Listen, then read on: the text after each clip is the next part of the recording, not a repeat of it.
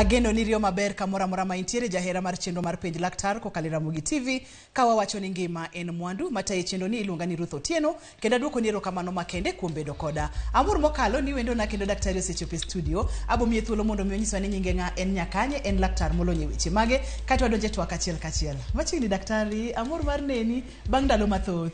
Erokamano ahinya Ruth, abenda amor mar neni kawuono kendo. Iluonga ni Nelly Otieno. Lonye weche mag hocho miluongo ni psychological counseling. Weche mag hocho thothne ka wawacho weche mag hocho udil ga koda ng'ogeni nikech ng'eni nitiere ga gik mang'eny madhi nyime e ngima ji. Yudo ni samoro ng'ato owito ng'at mohero, weche mag tho, yudo ni samoro tuo donje family nyalo kelo weche mang'eny. Koro kiwacho ni weche mag hocho thothne ang'o mutimo ga Dr. Nelly? Watiyo kod weche mag hocho wa deal gi gik moko mang'eny. For example kaka weche mag kong'o, gik moko kaka njaga, tuoche ma miyo chuny ng'ato bedo mool, kata jomatindo rowere kaka gidongo, gik miluongo ni adolescent stages mag ngima. Bende wadil gi gik moko kata ka ng'ato wito ng'ato mohero kaka ginyalo negotiate process no ero. Kata tuo mandalo mang'eny kabisa bang' ng'ato kose tuo to after recovery kako nyalo chako dak mondo mi onwang' grounding mare maber. To kata gik moko ma iluongo ni chuny mool, gik ma miyo chuny dhano bedo mool mang'eny mago duto wakonyo ji. Mathoth ne gimidil godo en gigo manyalo chando chuny ng'ato, pach ng'ato manyalo mayo ng'ato kwe magi gik midil godo mondo mi iduok ng'ato e ong'ala maber ochako chung motegno kata odoko ni achiel ariyo adek osedhi nyime kit ngimane.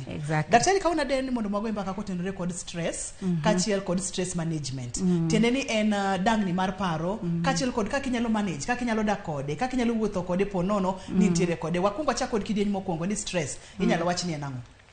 Stress, Ruth, en pile gima nyalo miyo ngimani obed mopogore. For example, physically, ing'iyo timo gik moko e yo makamae.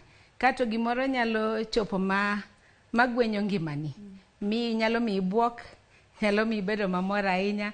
Kato koro kelo lokruok e ngima mari. Samoro en lokruok ma ok ber, manyalo kelo kata tuo koko rangi. Kata nyalo miyo ngimani lokre. Mago duto gin stress. Ma en gino ma wanyalo wacho ni oyiengi nikech onyalo biro e yore mopogore opogore kaka ne kwano kidieny mokwongo wacho onyalo bedo tuo, onyalo bedo tho, onyalo bedo wito tich, onyalo bedo gik mang'eny gima yuko ngimani mama ikwe mar paro kachiel kod del mano wanyalo luongo ni stress. Okinyisa ni en ang'o mathoro timore ne del nikech wacho ni en gima ikwe. Ang'o mathoro timore ne del seche ma ng'ato nitiere kod stress chakre obwongo ni midonj nyaka e fuoni mopogore opogore mag del. Dibede nitiere gimoro matimore e dendi duto te? Kabisa nitiere samoro en buok. Okelo buok to kose kelo buok to changes nitie matimore kaka kizungu wacho ni emotionally, physically, psychologically gin gik matimore. Koro stress kokelo buok to buogni nyalo bedo buok marach. Onyalo buogi e yo marach makoro ohiny ngimani.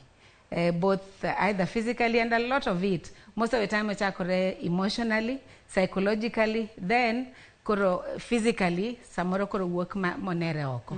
Samoro ng'ato neno chenro ni to wuoro ni gima daktari wacho ni psychologically ni en mane, emotionally ni en mane, physically en mane. Inyalo ng'ado nwago kidienje gi ipim nwagodo mondo mi maber matin.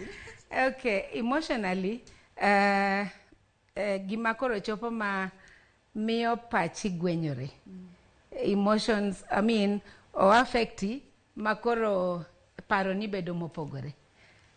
To physically ka ogoi to inyalo nwang'o ka koro dendi dok. Kane in ng'at mane dende dongo ka buok no donjo to dendi nyalo dok matin.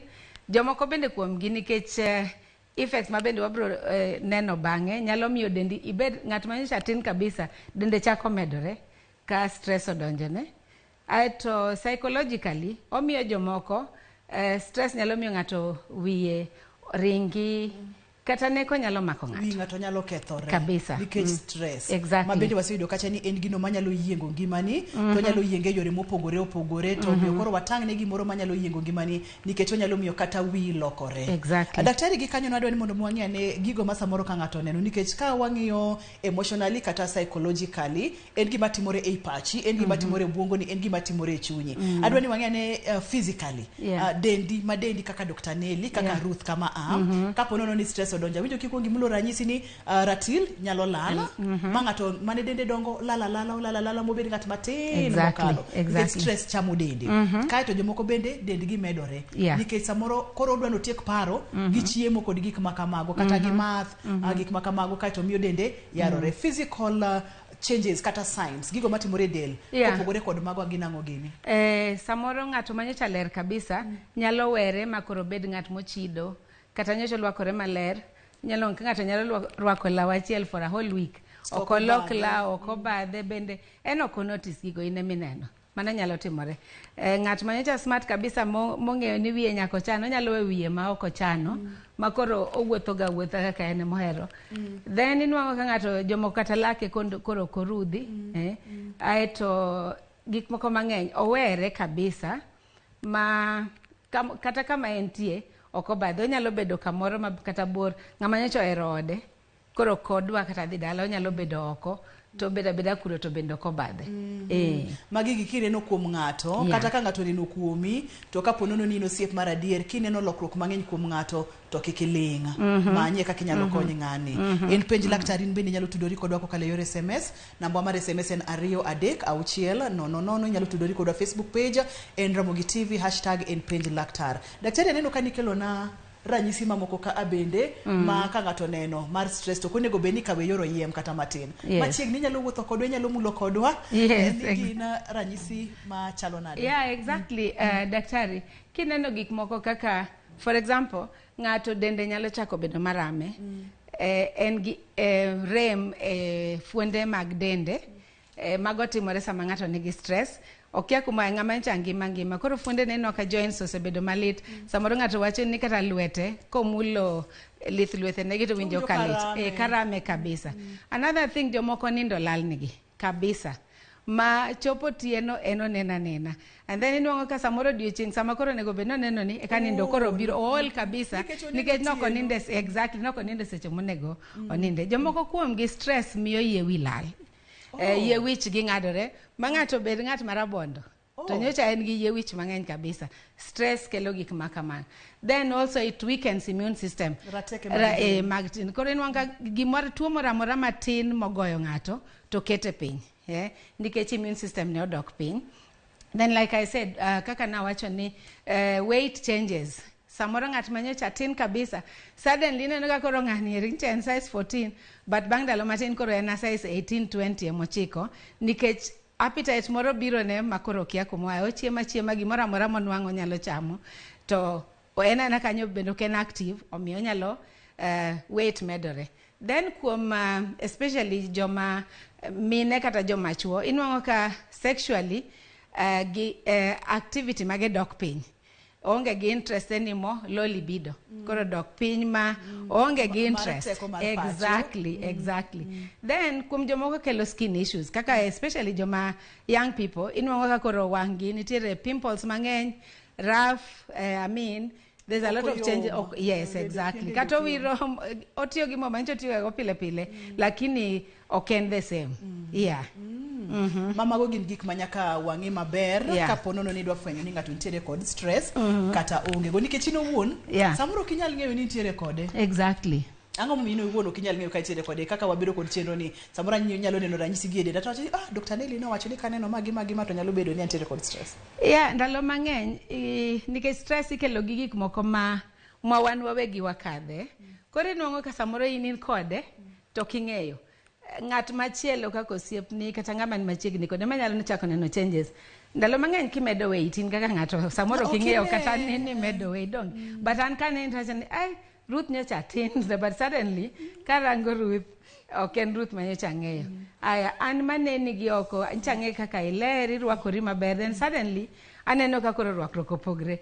Ma ipenjo kata to Ruth be kawuono ni iloke lawi nieri, but in iwuon ma intie kanyo, gigi ok notice. Aparo because in engrossed, iikori e gima timore ni nieri, maonge gimoro amora kendo miparo. Koro ng'at man ok ema nyalo neno gigi ndalo mang'eny. Adwani mondo wang'e ane mag paro koro nikech ing'eni nyiswa kata ni gini en physical, en psychological, en emotional. Koro adwani mondo wang'e ane gima stress nyalo timo ne pach ng'ato, obongo ng'ato, kaachiel kod kata kako dak gi wedene anyuolane kod osiepene. Exactly. Gima nyalo timore mokwongo, Ruth ka emotionally, paro. Inwanga ng'ato samoro pache nyalo bedo nolal. Makata gik manyocho oparoga, wiye wil godo, okotim kaka nyocha timoga mana achiel kuomgi. E ot kae be nyalo nwango koro ng'ato emotions ge en ng'ama emotions dhi malo. Osiko kochwanyore gimoro amora matin. Iye wanga makata gima nyocha kata gima in iwuon kendo ang'o motimore kae to gino chwanye kabisa manyalo miyo otim gik moko maricho kabisa mago timore. Hera manyocha kata ka ng'ato nyocha hero gimoro. Inwanga koro gino ok ohero kendo kata dichiel onge go gi interest kendo mago gin gik matimore kuom kama ng'ato dakie and many other things. Manyalo miyo ka ng'ato ntiere kod dangni mar paro to nyalo miyo kata nyithinde ma samoro nohero onyalo neglect koro kobadhe okochune samoro kata tich manyocha ne otiyo okobadhe okochune kod gik makamago. Exactly. And inwanga kata koro relationship mare gi nyithinde bedo distance kabisa nikech nyithindo ok understand ni maybe janyuol dhi through stress. So gi expect mondo bed ng'at mapile manyocha ging'iyo godo. But eno dhi through a lot. So gima timore or resent everything and everybody mantiere bute. Most of the time okodwa bedo machiegni gi ng'ato. Okodwa tudruok gi ji mang'eny. Odwaro mondo bed kende. So samose bedo kende ni eri koro onge gimoro amora ma onyalo discuss ma reasonable.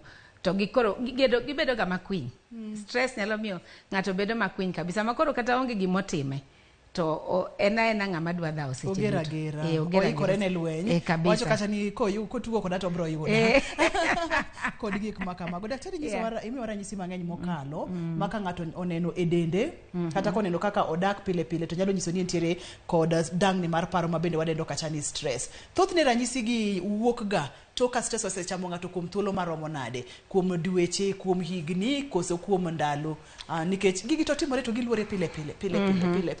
Nitiere stress en gima nyalo biro dakika matin to chako lal. Luore gi gimo kelo stress ni samoro en gima obiro ni tinwango solution piyo modhi omiyo ranyisi gi nyalo umore kamok nere. Bantiere stress kakoro oyuare aming'a and every gimora amora ma wakadhe kodhi ndalo mang'eny to nitiere bedo gi anyalo wacho no bedo gi kelo miyo koro gini bedo mapek.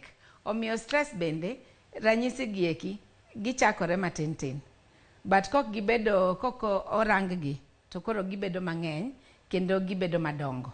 Omiyo onego ng'ama ni kodi machiegni kata in iwuon samoro it's important mondo ine gigi chon. Ka gidhi ahinya to ginyalo bedo mang'eny kendo ginyalo bedo motegno en dangni mar paro kendo kawuono wantiere kod Dr. Nelly e studio wang'iyo kaka inyalo kweyo dangni mar paro, stress kaachiel kod stress management. Owacho kata ni ginyalo bedo madongo kendo ranyisi ginyalo bedo mang'eny. Kuom ranyisi kapo nono ni jwang'ori, ere kaka onyalo bedo maduong' moingo kanyo, ere kaka onyalo medo rocho ngimani. Kuom ranyisi kapo nono ni medo ratil mar del, kapo nono no dhi ahinya, kimedo wito ratil, kapo nono no dhi ahinya, kik idhi mabor kik isudi waka uyoyo ka waduogo to wadhi nyime penj laktar kokalo Ramogi TV.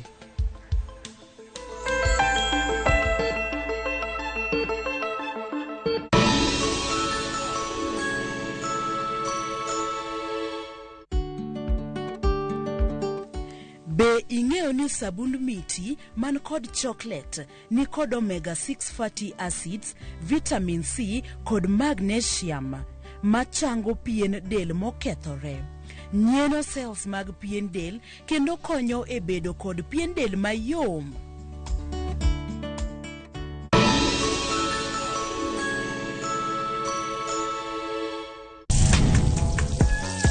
Chiemo kelo wa kanyakla ibedo kod paro mabeyo mag chiemo motedni. Karibuni. To will kod kaka itedo kit chiemo no manigi suya kod ndhadhu mamit. E chenro mar tedo gi chiemo, wapuonjore tedo kit chiemb luo kod chiemo manyasani. Koro kigolo ring'o ting'ade kama. Tich adek ka tich adek, saa 2 okinyi, mane Ramogi TV.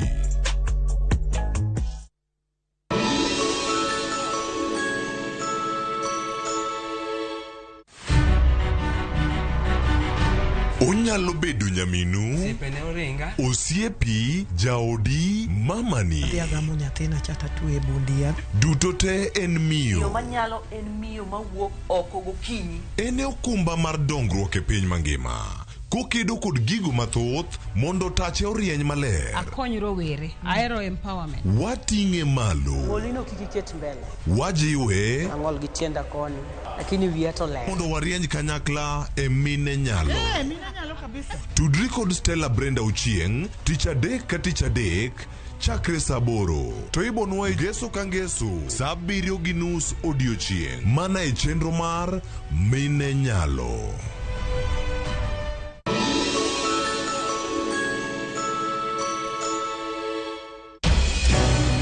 Weche ng'eny sa matin.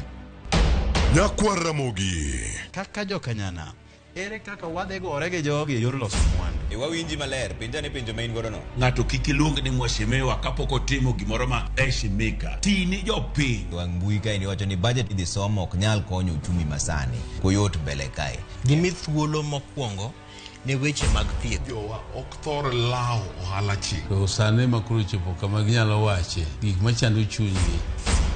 Buch jopiny. Tudri gi jalendo Trevor Mbija, saa 3 otieno, mana e Ramogi TV. Kik bai.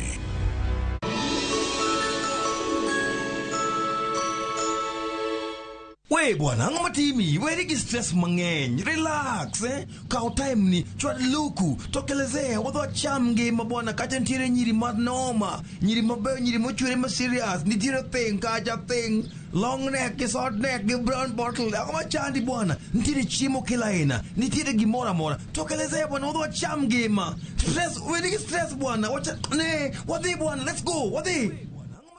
Dial *811*282# to get Wachamgima.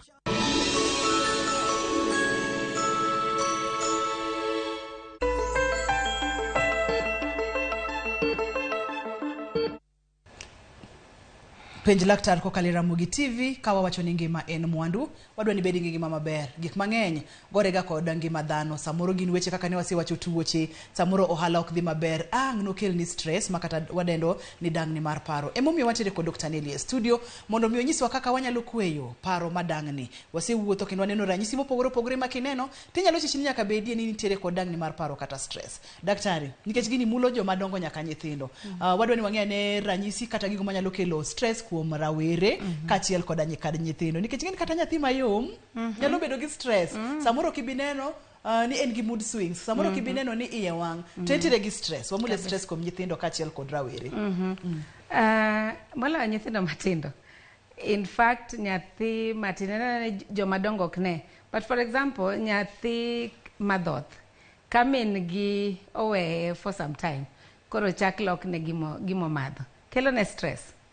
Samoro nyathi ok nonindo gotieno maber, kelo stress. Ka min gi tuo and min gi cannot be able, ok nyal timo ne gik mancha min gi timo pile, miyo nyathi stress. So kata nyithindo matindo nwang'o stress mana kaka joma dongo nwang'o. And you'll realize nyathi matin ka nigi stress also, samoro gidiewo, it changes, ginwang' ka nigi problem, koro gidiewo. Another thing, or lose weight. Samoro kata nyithindo matindo medo weight kabisa because koro stress neni odnwango kako nyalo kamonyalo exactly to some of them deal by overeating and then gi end up medo weight to their stress. Samoro nyathi yuak kabisa gin onya kind stress to tieko gi yuak. So nyithindo matindo bedo gi stress. Joma rowere bende nigi the same stress ma wadhi through. Inwango ka nyathi matin ma maybe jegni 12 oywago wiye bare all the time. To ang'o matime, maybe en gi paro gimoro machande ma has not been addressed, koro kelo ne stress. Omiyo magi duto gik matimore. To Gibende ginwang'o ka samoro inwang'o ka nyathi kata bende nigi problem mar yueyo. Ka ginwang'o stress to yueyo ne lokore. So gin be gidhi adhiya through stress kaka jomadongo this through stress. Kaka koro gidil gi stress gi ema nyalo pogore gi kaka jomadongo. Kar higni 12 ka gi stress ema dwani wamul matin. Chak nikech wanyalo ga penjore. Ni higni 12, higni 13, higni 14 kanyo thothne gin e school, right? Iyudo ka ichulo ne school fees, iyudo ka jonyuol ne temo rite maber, ochiemo en gi kama oninde maber, samoro school bende otime maber ok otime marach. Gito thothne ang'o ma thoro kelo ne gi stress kopogore kod samoro gik moko kaka tho kata tuo manyalo donje family. Ahinya especially higni ma kanyo 12, 15 kama nitiere peer pressure. Samoro nyithindo duto ok ae families machalre. Inwang'o kamoro nitiere gi PlayStation, to PlayStations ba gin stages mopogore opogore. Ng'ato nigi moro machon, moro nigi moro manyien, watne moro noalo ka okelone. To jowadgi gi koro neno to oonge godo. So maonge go nieri pressure make abende da beda ang'o miyo ng'ane mantiere go tana onge gi gini. Same thing e school, inwang'o ka ntiere kata mna rwakruok. Inwang'o ka nyithindo moko rwakore fashion wilore pile pile, especially kuom jomatindo. To nikech nyawadgi nigi gini en onge go, that pressure en too much ni nyathi. To kaka gin jomatindo gikia kuma giterie pressure, ing'eni an kodi kasa ni gik makamago ntiere anyalo birago kodi mbaka to nyalo konyo. But gin kaka gin nyithindo, samoro janyuol bende ger ok onyal dhi pimo ni janyuol. Adi, jadwa ng'iyo PlayStation kosa dwa ng'iyo ang'o? Exactly. Idwa dwaro fees. Adwa manyo pesa. Mondo ichul fees. In pod idwa wacho na wach t-shirt mane ineno go ng'ato manyien mago ok nyal timo. So magi kelo nigi stress kabisa. En gi this issue to kumo nyalo tere onge, janyuol ger omiyo ok onyal dhi pimo ne pesa bende oneno ka onge mang do dhi nyiewo kaka nyawadgi nitiere go. Omiyo gima timore koro pressure make, peer pressure donje, koro stress donje. That is one of the things. Another thing in exams in school. Miyo jomatindo nikech there's competition, ng'ato ng'ato dwa kalo penj.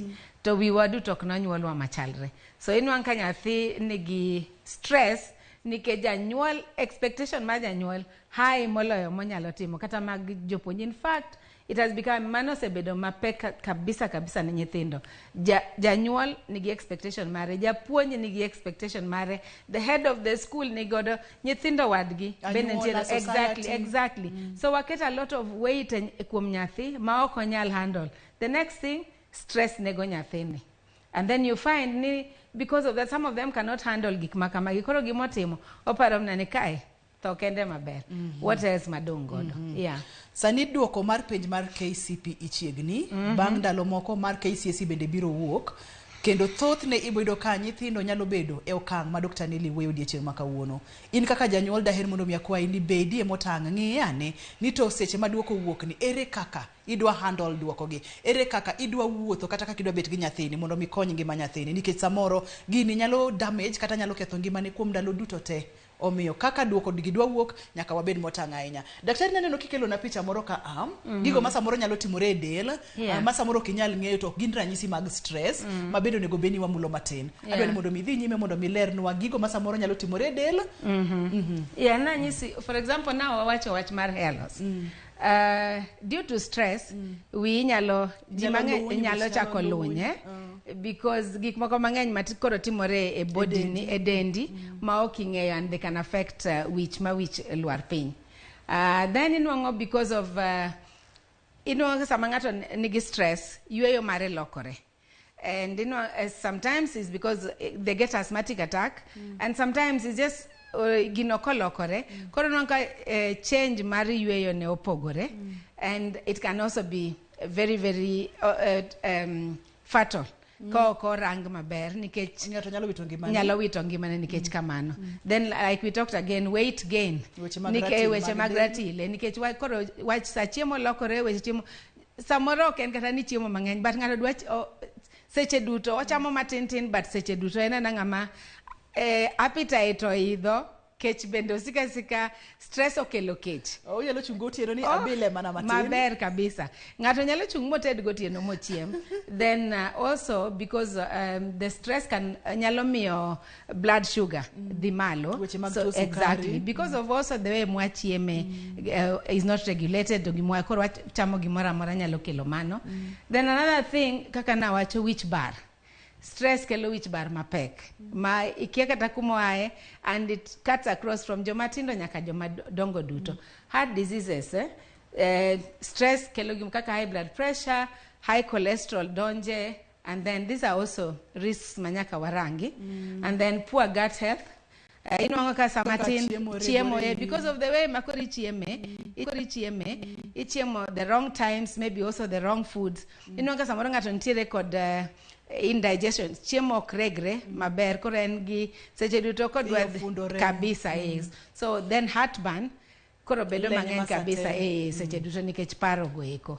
Inyalo tudori kodwa yorewa mag tudruok gi namba mane namba mar simu mantiere TV mari kata yore SMS. Namba mar SMS en 23600 en penj laktar wantiere kod Dr. Nelly studio wang'iyo kaka inyalo kwe dang'ni mar paro mabende wadendo ni stress. Aneno ote ka daktari mawacho kacha ni Ruth mosna laktar daher penjo ni ng'ato nigi tuo sukari diabetic mae nyalo miyo obed gi tuo mar paro. Nitiere chiemo ma ok onego cham, mano en jodundo kantiere Lakisama e chuny boma ma Nairobi. Apa no luore alwa tok kiselero nwa kata ni tuo mar sukari kata diabetes bende nyalo biro kod stress mulna diabetes tuo sukari kod stress mana matin. Literally kain stress, kain gi tuo mar diabetes for example, you get stressed.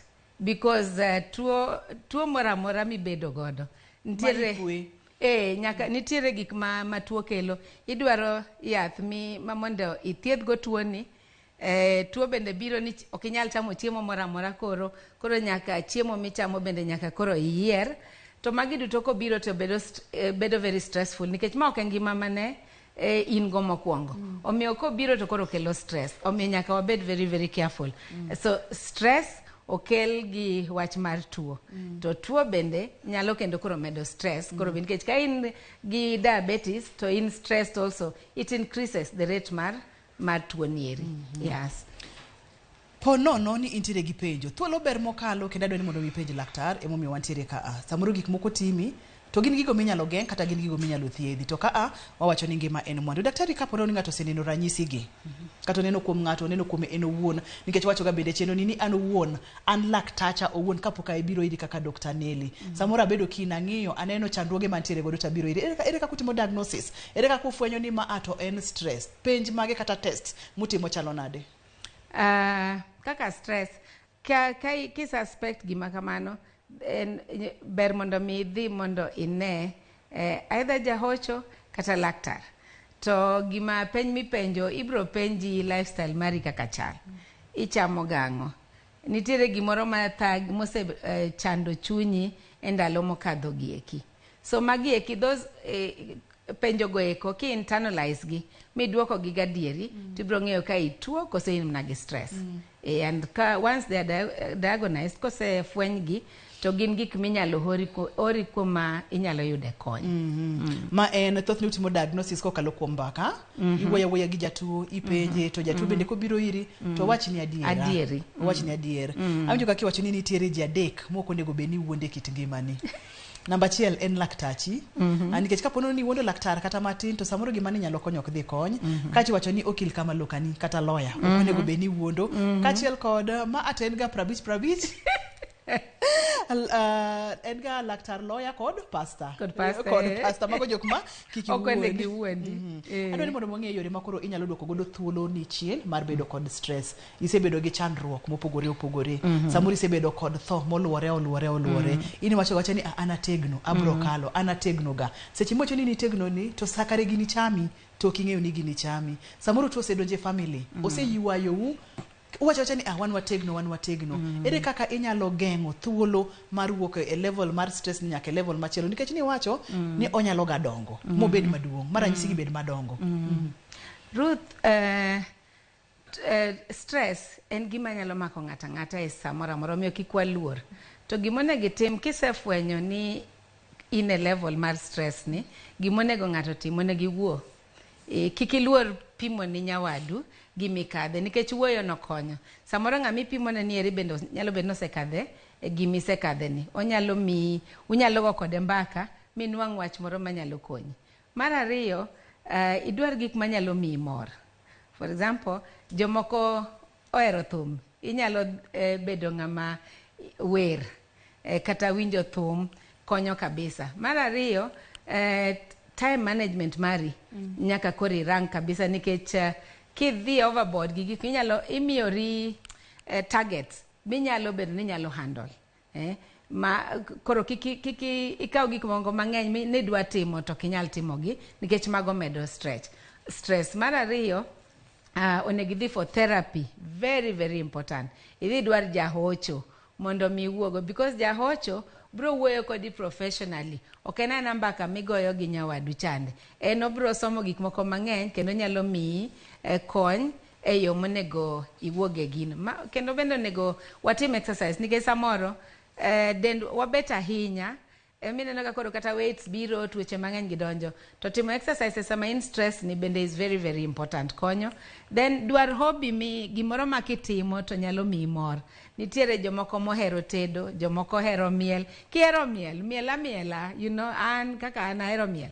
So sama stress obiro, tadwaro Ruth mondo tera kamoro mwanyalo dhi miele. So the miel, another thing, meditation, and very very important. Meditation exactly. Kama inie, idwaro kama inyalo nwang'o room ni kendi.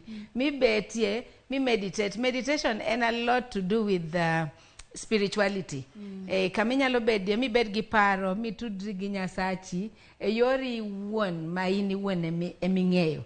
Bende konyo kabisa nikech inwang'o ji mang'eny. Gimoro amora mikete faith mari, inwang'o ga duoko. Jomoko timo exercise miluongo ni yoga, ma also is related to meditation in another way. Bende mago kitimo mano konyo. Then kata mna wuotho, you know, nature, idhi dwar kamoro mokwe. Wan kaka johocho, kwende duto mwathiethe, wadwaro kama there's a lot of nature, mantiere yien, yamo kudhe maber, aora moro bende, exactly. Okinyi mang'ich, kiwuotho kama kamano, kata odhiambo sama koro onge joma wuotho. Mano bende konyo kabisa miyo stress dok piny. Maka kanyo, kiki dhi mabor kata matin, kiki sudi. Wacho kacha ni nyalo manyo kamoro mitudorie gi Nyasachi ino wuon, mondo mi ibed kod kwe, kata mondo mi kiki bed kod dang'ne mar paro. Waka uyueyo mondo wayudie weche manyien, kaito bang'e waduogo miyo kiki dhi mabor kata matin, kiki sudi. Ma en twak, mukanodo bai kata matin.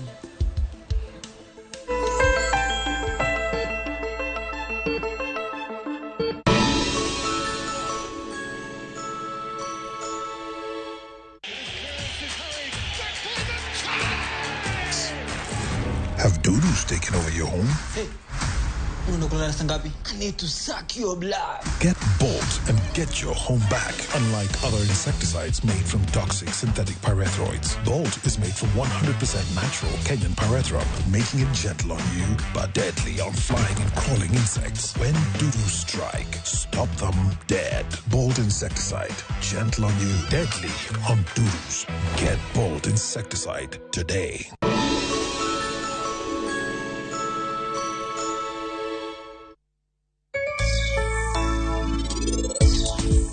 Monigadi timarachi. Eno koso ni gango? True. Ita na mana ni ketnya koni.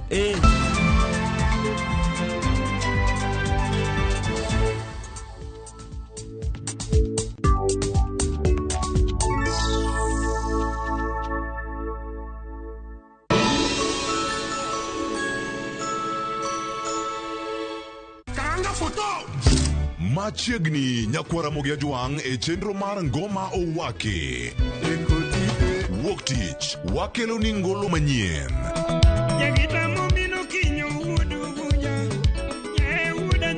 Tich ariyo, ras, reggae owake.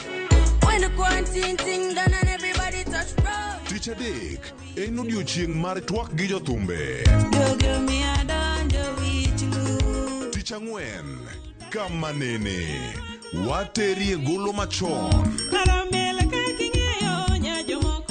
Tich abich, sukus owake. Kete manaka kod Papa Vic. Ngoma wake wuok tich nyaka tich abich saa 10:15 odhiambo nyaka saa 12.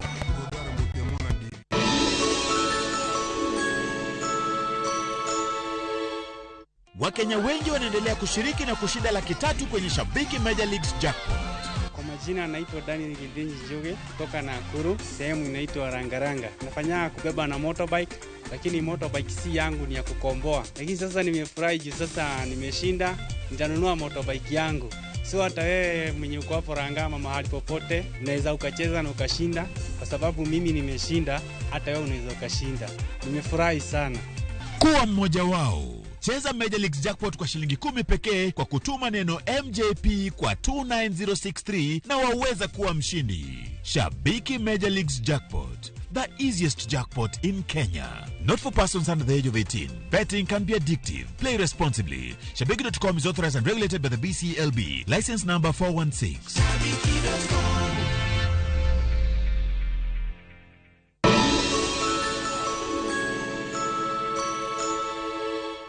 This December, drama. Have you told them about your marriage? I'm gonna send my flying kiss to you. Romance. I love you so much. Comedy. Look at this one. Unacheka na una meno mbili. Music and so much more.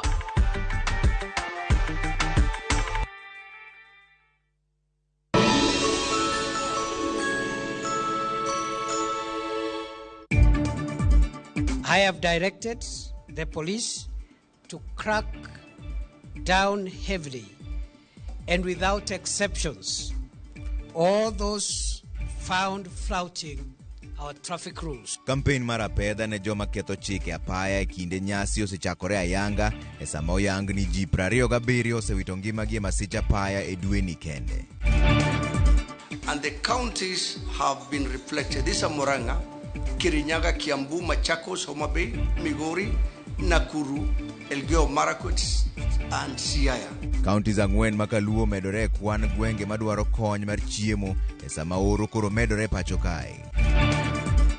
Achich maduong' ewi monj Junior Sagini idhi geng'ne kuom ndalo 4 ka obila dhi nyime gi nonro.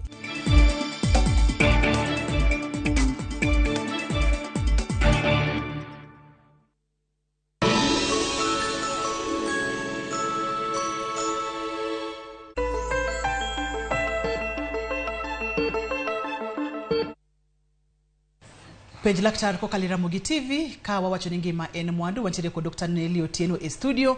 Wang'iyo dang'ni mar paro kendo kaka inyalo kweyo dang'ni mondo mibed kod ngima maber. Nyalo tudori kodwa Facebook en Ramogi TV #en penj laktar kata yor SMS 236000. Inyalo tudori kodwa kokalo line mar simu minene TV mari mondo mi ipenj laktar nikech penjo ing'eyo. Kokalo Facebook page daktari ayudo ote ka a mowuok kuom Edith. Edith nitere Homa Bay. Wacho kacha ni Ruth and stress okelo na ng'ol nyaka sani. Stress no biro na ka ne ntiere pesa moro kanyo mar timo penj e college. Okang'eyo kaka pesa no bedo kolero na maber. Tuwacho kacha ni stress no affect emotionally momiye ondiko gi Kiswahili kanipea. Wacho no miye blood pressure. Koro nyaka gie lakseche gi entiere kod ng'ol. Stress nyalo chopo gi complications aina no mang'ato bed kod ng'ol. Yes. Kaka mar Edith kowuok Homa Bay. Mos Edith. Yeah, timore Ruth. Stress koko bedo handle ena kaka tuo moramora. Nikech koro kelo gik moko mang'eny e del kaka nwawacho, onyalo mi high blood pressure. And high blood pressure koko bedo handle already in stress because of wach pesa. Then inwango tuo mar high blood pressure mabende mondo mi thiedhe okyot. Nikech en gima koro idwa monya yath daily. To en pesa mondo mi idil gi mago. Then samore nwanka okelo X mag del fuende maremo gieki. Koko bedo attended to ginyalo lokore tuoche madongo moloyo mago. So stress nyalo miyo ng'ato ng'ol. Gima wacho no is true. Ayudo te machielo mowuok kuom Steven Lawton mano kowuok Facebook bende openjo kacha ni en Steven openjo laktar ni buok bende nyalo kelo stress gimoro buogi abuoga matek bende nyalo kelo stress kapok idwoko Steven wakawie simu kiyiena. Halo penj laktar. Halo. Machiegni penj laktar. Halo daktari. Nimekuwa na shida. Nimekuwa na shida nyingine hapa. Mtu alikuja kanisa kwa boma yangu. Na kanitoa neno. Wameshanipea pesa hata sasa nikikula sisibi. Nikikaa chini naona tumbo yangu inawaka moto. Na nimekuwa na stress mingi. Nimekuwa na stress nikilala usingizi nipeleki, tumbo inawaka tu moto, chakula imenishinda kukula, weight yangu imerudi chini.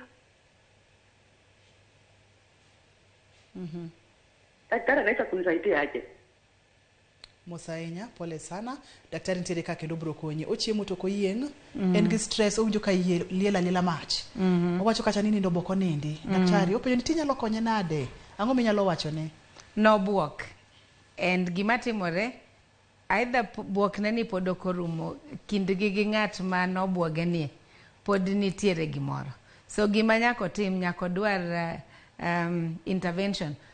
Kaka inyalo konye mondo mi ka en ng'ama ginyalo wuoyogo to mondo giwuo mondo gikware werruok mondo wach nikech ka in pod omako wachani e chunye no buok to buok ni pod ni e chunye momiyo kata nindo ok onyal nindo tin anytime motemo nindo to gini pod biro. Now these are psychological impacts mag gima notimore ne cha and stress psychologically koko bedo dealt with to pod en gima pod bro chande. Omiyo nyako deal kode. Another thing gima nyako timo nyako dwar jahocho monyalo wuoyo godo man machiegni kode bro advice bende bro neno kaka ginyalo konyo kindgi gi ng'at manobuoge nieri nikech kapod en gi paro ni ng'acha nyalo duogo buoge to pod ok obi bedo gi kwe. Kato gini nyako chaki achaka sani, nyako temo gol gini e pache. Nyako tem mondo mi owene ng'ani. Mondo mi dende ochak duogo maber makata komanyo jahocho to nitiere kaka en owuon osechako mondo mi oyud konyruok nono to gini dhi negi. Inyalo tika jahocho to in iwuon chunyi pod ok iyie mondo mi we gima teri ka jahocho ni tok bi konyi. Nikech jahocho en ng'ama obro chiko ni ite mondo mi paro maber manyalo konyi tini wuon nyake pachi nyaki bed kiyie kiseng'eyo ni segonyo ng'ate to nikech pok ogonyo emomiyo tieno pod oparo gigi to paro ni ema koro hinye maka makoro iwinjo ka liel mach ni kaw kang mondo mi gini kik dhi kodi kaka dhi kodi ni. Antiere kod simu machielo. Halo Rose. Yes. Machiegni penj laktar. Oimore machiegni Rose.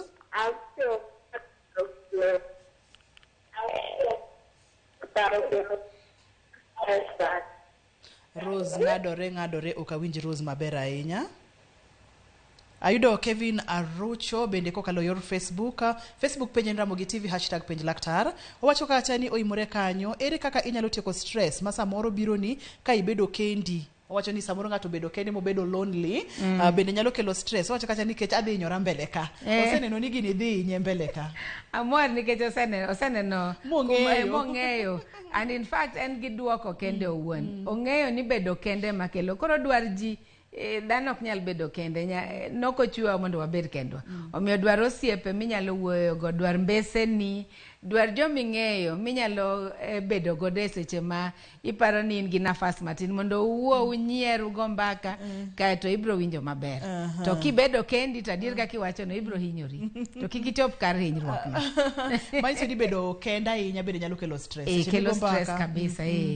Nikech wan kaka dhano nitiere gik mang'eny mwakadhe. Koro ka in kendi to gimi ang'o mitimo en na paro gik machando wigi e kemisiko kitimo. Lakini ka in gi jowadu to wuoyo unyiero omiyo reduce level mar stress no. En penj laktar biro ni achiel kachiel kokalo Ramogi TV kawa wacho ni ngima en mwandu. Antiere kod Maurice e simu. Halo Maurice penj laktar. Morina. An Morina umako yesu side. Machiegni. Apenjo. Apenjo daktari nika wi bari gi bate konchiel mano nyiso nang'o? Which bar ma bari gi konchiel Wich bar duto onge maber kata en makony. Ero bari gi bate konchiel. Wich mabero nyalo bedo nitiere gik moko mang'eny mondo mi wiyo bari nitiere gimoro ma is not right. Kionge gi paro to idhi ne daktar. To ka intiere kod paro to mondo ing'e gimomiyo makelo ni paro mondo mi idil gi gima kelo paro ni. Daktari wadonja ne e weche ni waseng'iyo management kaka inyalo manage wacho kata ni ng'ato nyalo winjo thum, ng'ato nyalo dhi wuotho, kapo ni nitiere kama aora nitiere kama winya ywake to iling'aling'a iwinja winja kaka Nyasaye nochwe piny maber tibiro ka bro kweni paro. Nitiere kamoro ok ang'eyo ni nasome kamoro koso nawinje kamoro ni hugging a tree.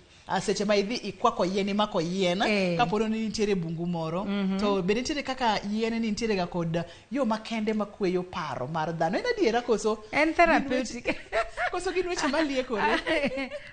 Aparo ni yien en nature to nature en very therapeutic. Kidhi mako yien ni eri mokwongo yien ng'ich en green bende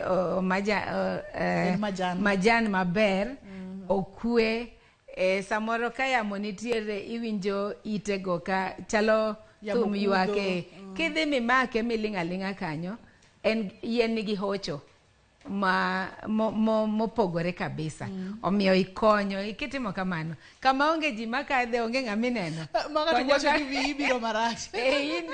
Ji nyalo wacho ni wiyi biro marach to in ing'e gimitimo kia kanyo to inwang'o ka pachi okwe maber kabisa omiyo hugging a tree no ber kabisa.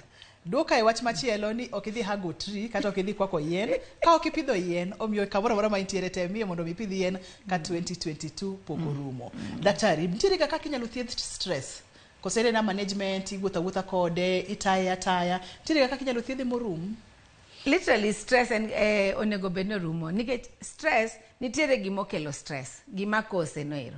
So kise identify gimomiyo in gi stress minwang'o solution kaka inyalo emomiyo dhi kuom jahocho konyo nikech jahocho bro tai mondo mi ing'e kuma stress noae gimokelo nigo to gi gik minyalo timo gieki mondo mi orum. Yes, stress rumo en gima rumo kiluwo gik ma ranyisi ma waseneno ka gieki to gi bedo machiegni gi jahocho matai mondo mi gik ma chandigo mondo mi orum. Aneno ka thuolowa mar bedo studio seru madwa ni mondo imiwa tips kata maling'ling kaka ng'ato nyalo manage stress ponono ni en kende dala oseneno gik mang'eny entiere kende ot miwa maling'ling mag kweyo dagni mar paro. Ka in kende ot gimonego itim ket thum iwinji thumbe mopogore opogore ka in ng'ama ohero rumba chikiti ni rumba to ka bende odhiri ni mondo nyaka iyieng dendi matin e miel chungi miel to kokamano bende inyalo wuoyo gi ji tindo wach simu konyowa kabisa. Goni ng'ato simu mondo iwuo kode go kod mbaka mago nyalo konyo. Somo buk nitiere buge minyalo somo manyalo konyi mondo mi stress kik bedie. Then gik moko hobbies mitimo kaka kin ng'ama ohero tedo joma mine ohero bake cakes mago gin gik ma very therapeutic makonyi bedo active timo gigeni ko tami dhi chikri kaw tol ichikri godo kiki kaw tol ikete ng'uti kaw tol ni mondo ichikri godo miel godo to magi duto bro konyo. To ponono ni ng'ato dwa tudore kodi daktari inyalo yudi kanye ka timiwa wach mogik ka waloro higa. Erokamano.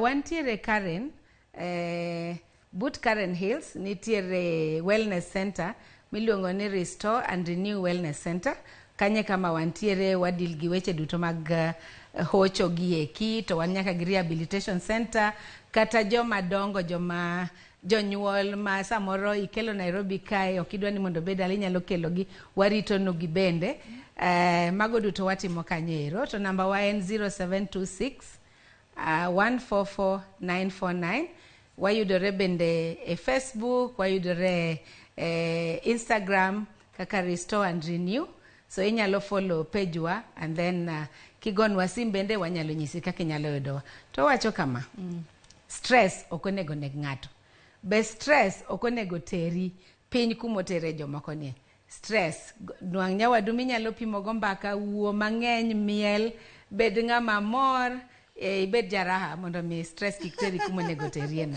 Erokamano. Ahero nyingno restore and renew. Tiende ni uketo kare kendo duoko kare, restore kendo renew. Thuolo na oserumo mar bede studio. Daktari wacho weche mantiere kod nengo mokalo. Kik wiyi ni stress nyalo mako nyithindo bende family. Omiyo ka koro wantiere kama wantiere ni ng'i ane nyathi, monitor, ng'i gi ane ni to gichal nade. De bede ni neno ranyisi ka okang' mondo mi konye. Mata e chendo ni Nandruth Otieno nyaka kendo odiechieng' machielo kabokelo ni chendo mar penj laktar. Ne jogo picha mawa erokamano ahinya. Ne director na Bob Wafula, ne producer na Pape Chokoth. Erokamano. Ne ina jahera mar penj laktar. Ngima en mwandu, oriti masani.